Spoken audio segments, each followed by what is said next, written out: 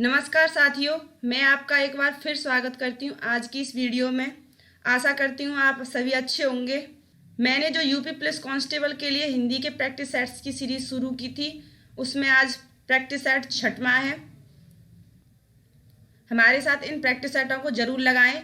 इनमें ऐसे ही क्वेश्चन हैं जैसे कि एग्ज़ाम में आने वाले हैं। आप इन प्रैक्टिस सेटों के साथ अपनी तैयारी को और बेहतर बना सकते हैं। और अंत में ज़रूर बताएं कि इन क्वेश्चनों में से कितने आप कर पा रहे हैं, और इनसे आपको भी पता लग जाएगा कि आपकी तैयारी कैसी हो रही है।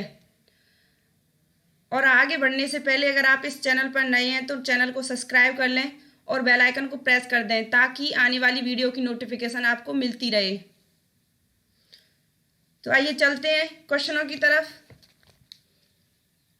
आज का पहला क्वेश्चन है, तमस शब्द का समानार्थी शब्द दिए गए विकल्पों में से कौन सा है। 4 ऑप्शन दिए गए हैं, इनमें से राइट आंसर देखना है। ए तमाशा, बी प्रकाश, सी रस्सी या डी अंधकार। तमस शब्द का समानार्थी शब्द है अंधकार। तमस के अन्य समानार्थी शब्द हैं जैसे कि तम, तमसा, ध्वांत और अंधेरा। नेक्स्ट क्वेश्चन देखते हैं, इनमें से कौन सा शब्द चतुर का समानार्थी शब्द नहीं है। ए हाजिर जनाब, बी खुदगर्ज, सी फुर्तीला या फिर डी तीव्र बुद्धि। चतुर का समानार्थी शब्द खुदगर्ज नहीं है। हाजिर जनाब, फुर्तीला और तीव्र बुद्धि चतुर के समानार्थी शब्द हैं। और अन्य चतुर के समानार्थी शब्द हैं प्रमीण, पट्टू, होशियार, चालाक और विदग्ध। ये चतुर के अन्य समानार्थी शब्द हैं। नेक्स्ट क्वेश्चन देखते हैं, दिए गए विकल्पों में से ऊर्ध्व शब्द के सही विलोम का चयन कीजिए। ए अध, बी अंत, सी पुष्ट या फिर डी क्षणिक। ऊर्ध्व शब्द का विलोम है अध। अंत का विलोम है आदि और शाश्वत का क्षणिक होता है विलोम। नेक्स्ट क्वेश्चन देखते हैं, हमारा भावी जीवन निसंदेह उज्जवल होगा। मैं रेखांकित शब्द का विलोम बताइए। ए पूर्व, बी अतीत, सी भविष्य या डी वर्तमान। भावी का विलोम है अतीत। पूर्व का विलोम पश्चिम है और भविष्य का विलोम भूत होता है। नेक्स्ट क्वेश्चन, माता पिता लोहे के चने चबाकर बच्चों को पढ़ाते हैं। रेखांकित मुहावरे का अर्थ स्पष्ट कीजिए। ए बहुत कठिनाई झेलना, बी स्पष्ट बात करना, सी बहुत ही विश्वास रखना या फिर डी बहुत ही आशा रखना। लोहे के चने चबाना यानी कि मुहावरे का अर्थ है बहुत कठिनाई झेलना। ए राइट आंसर है। कहाँ राजा भोज, कहाँ गंगू तेली लोकोक्ति का अर्थ होगा।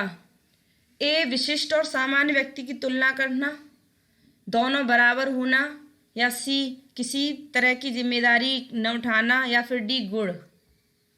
कहाँ राजा भोज, कहाँ गंगू तेली का लोकोक्ति का अर्थ है विशिष्ट और सामान्य व्यक्ति की तुलना करना। ए राइट आंसर है।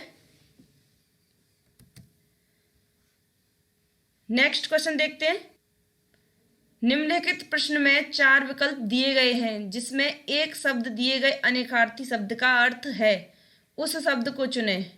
मुद्रा का अनेकार्थी शब्द देखना है। इसमें मुद्रा का अनेकार्थी शब्द रूप होगा। ए राइट आंसर है।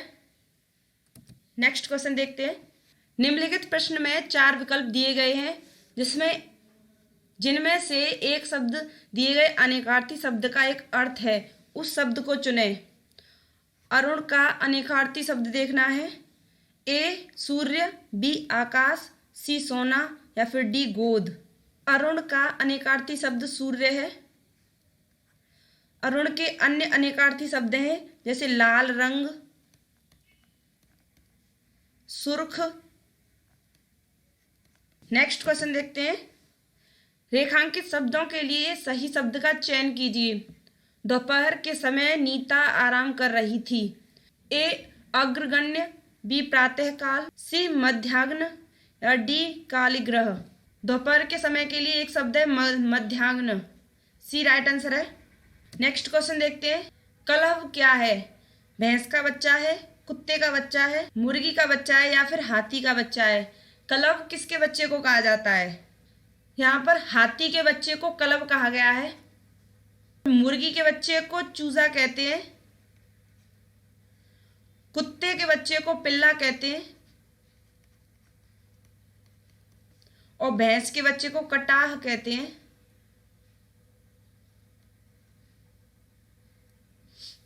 नेक्स्ट क्वेश्चन देखते हैं। अनिल अनल का सही अर्थ देने वाला शब्द युग्म है। ए वायु अग्नि, बी अग्नि वायु, सी हवा पानी या फिर डी आग पानी।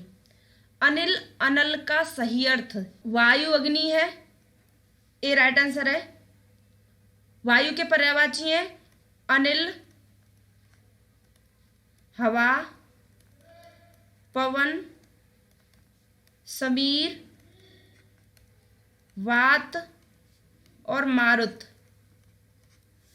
और अग्नि के पर्यायवाची हैं अनल, पावक, दहन, वैश्वानर, धूमकेतु, कृषाणु और आग। ये सब आग के पर्यायवाची हैं। नेक्स्ट क्वेश्चन देखते हैं। कौन सा जोड़ा समरूपी भिन्नार्थक है? ए अवधि अवधि, बी अनुचर नौकर या सी आदि अंत या फिर डी अभिनय नाटक। यहाँ पर समरूपी भिन्नार्थक जोड़ा है अवधि और अवधि, ए राइट आंसर है। यहाँ अवधि का मतलब है काल या फिर समय और अवधि का मतलब है अवध क्षेत्र की भाषा।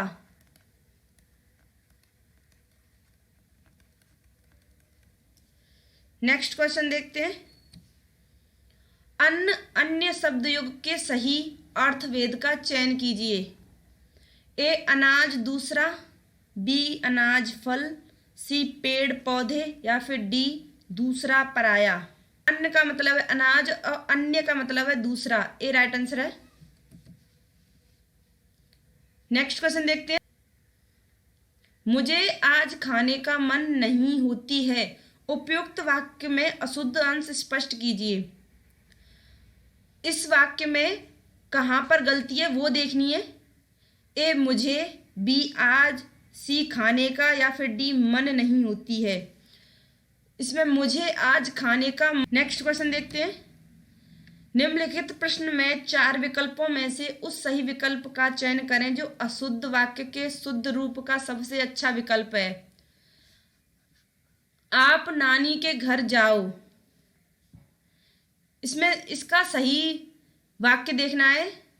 ए आप नानी के घर जाइए, बी आप नानी घर जाओ, सी आपने नानी के घर जाना है या फिर डी आप नानी के घर जाओ।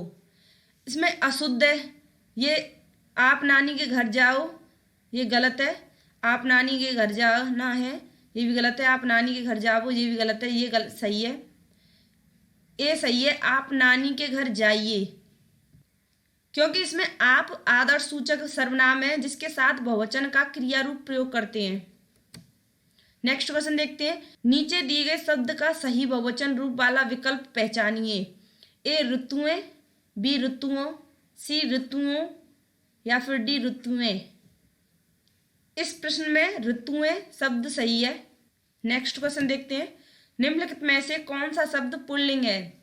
ए बचन, बी हानि, सी प्यास या फिर डी बचत। बचन पुल्लिंग शब्द है। नेक्स्ट क्वेश्चन देखते हैं। फिसलन डैश है, विशेषण है, क्रियापद है, भाववाचक संज्ञा है या फिर क्रिया विशेषण है। फिसलन भाववाचक संज्ञा है, सी राइट आंसर है। नेक्स्ट क्वेश्चन देखते हैं। निम्नलिखित प्रश्न में 4 विकल्पों में से उस सही विकल्प का चयन करें जो बताता है कि कौन सा पुरुषवाचक सर्वनाम का भेद नहीं है।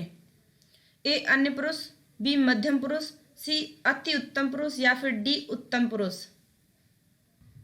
इन विकल्पों में से अति उत्तम पुरुष पुरुषवाचक सर्वनाम का भेद नहीं है। सर्वनाम के 6 भेद होते हैं।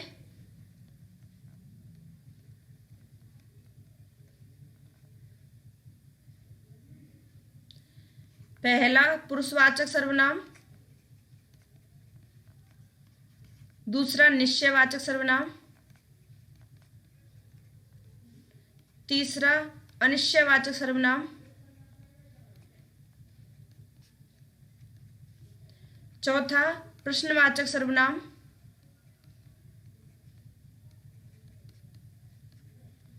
पांचवा निजवाचक सर्वनाम और छठा है संबंधवाचक सर्वनाम।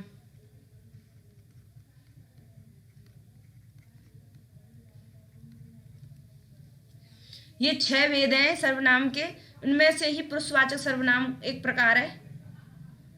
नेक्स्ट क्वेश्चन देखते हैं। वचन किसके लिए प्रयोग किए जाते हैं? ए संज्ञा के लिए, बी सर्वनाम के लिए, सी विशेषण के लिए या फिर डी अलंकार के लिए। वचन संज्ञा के लिए प्रयोग किए जाते हैं। Next question.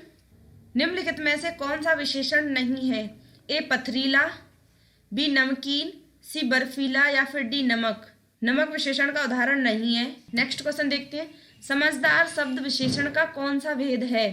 ए सार्वनामिक विशेषण, बी संख्यावाचक विशेषण, सी परिणामवाचक विशेषण या डी गुणवाचक विशेषण।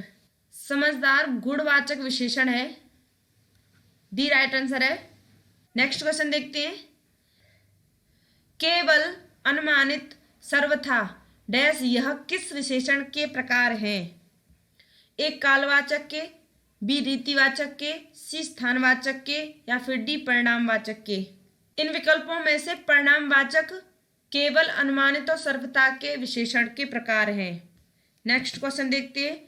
धावक तेज गति से दौड़ते हैं। वाक्य में तेज गति क्रिया विशेषण का कौन सा भेद है? इसमें परिणामवाचक क्रिया विशेषण है।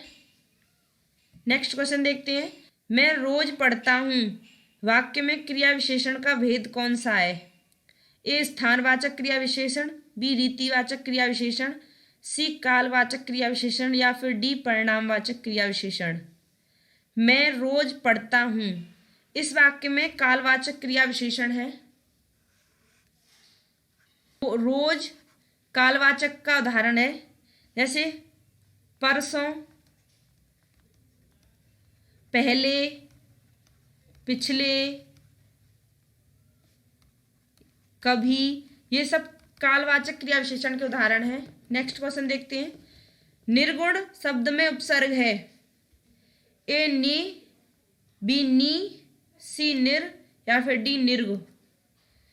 निर्गुण शब्द में निर उपसर्ग होगा। निर का अर्थ है बाहर या फिर निषेध और रहित।